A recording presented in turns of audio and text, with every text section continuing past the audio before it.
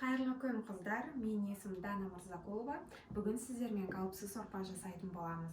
Ол уақытқа дейін каналға тіркеліп, лайк басып, және де подругаларыңызбен пайдалы ақпараттармен бөлісуді ұмытпаңыздар. Ал ендеше қауіпсіз сорпаға не қажет, сол туралы айтып өтейін. Ең әуелі міндетті түрде фарш, жылқының, сиырдың, өздеріңіздің қалауларыңыз бойынша фарш, жұмыртқа біреу, және де күріш, сонымен қатар тұз, бұрыш, өздеріңіз қалауларыңыз бойынша приправа қоссаңыздар да болады. Сонымен қатар пияз, картошка, сәбіз, болгар бұрыштары, міне қауіпсізға осылайынан кесіп, жуып дайындап қойдым. Ал ендеше барлығын турап іске кірісейік. Фаршқа бір жұмыртқа, бір пиала күріш, жуып алғам жаңа, және де тұз, бұрышты қосамыз.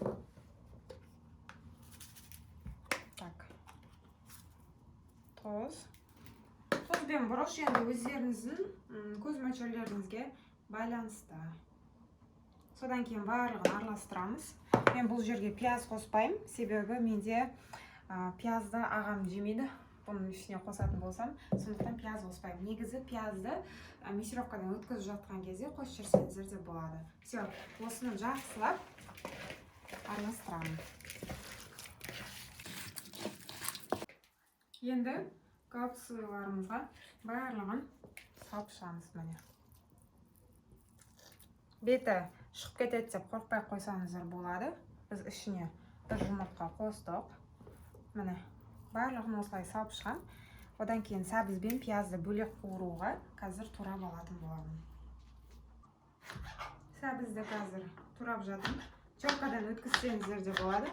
Сәбіз бен пиязды мен бөлек қуырып аламын. Фарштың барлығын міне қойып шықтым. Қазір енді бірігіп қайнатып шығатын боламын. Пиязды да майда етіп тураймын. Сорпаға қыздар томат пастасын қосамыз. Мына жерде азгентай қалған, сондықтан мен осыған суды қосамын. Барлық сорпаларға менде видеоларды көрсеңіздер, мен осылай жасаймын. Яғни дәмі жақсы шығады. Бір жасап көріңіздер, содан кейін жақсы шығатынына көздеріңіз жетеді. Міне, араластырып алдым. Қазір осыны тамаққа қосатын боламын.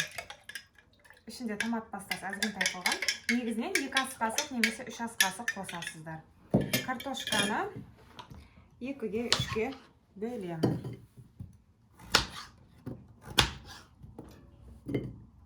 Қыздар міне қауіпсіздігімізді алып, әлі ешнәрсе су, ешнәрсе қосқан жоқпыз. Тек өзім саламын. Одан кейін барып су қосамын. Бөлек сковородкаға майды қосып алдым. Енді оған біздің жаңа туралған пияз, сәбіз, болгар бұрыштарын осыған салатын боламыз. Бір қуырып аламыз. Қыздар міне қуырып алдым бір сыпыра. Енді осыны сорпамызға салатын боламыз. Жаңа суды қостым. Қауіпсіздің құры өзі. Әлі тұз ешнәрсе қосқан жоқпын. Қазір оны да қосатын боламын. Міне.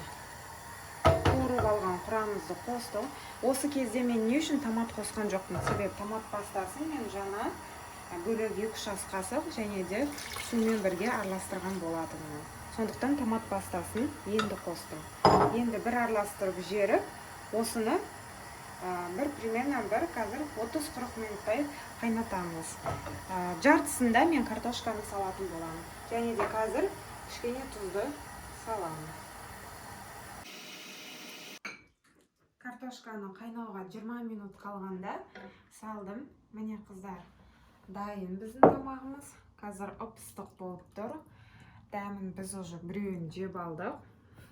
Сіздерге тек қана жақсы рецептермен бөлсем, сондықтан қорықпай, спокойно барлығын жасай берсеңіздер болады.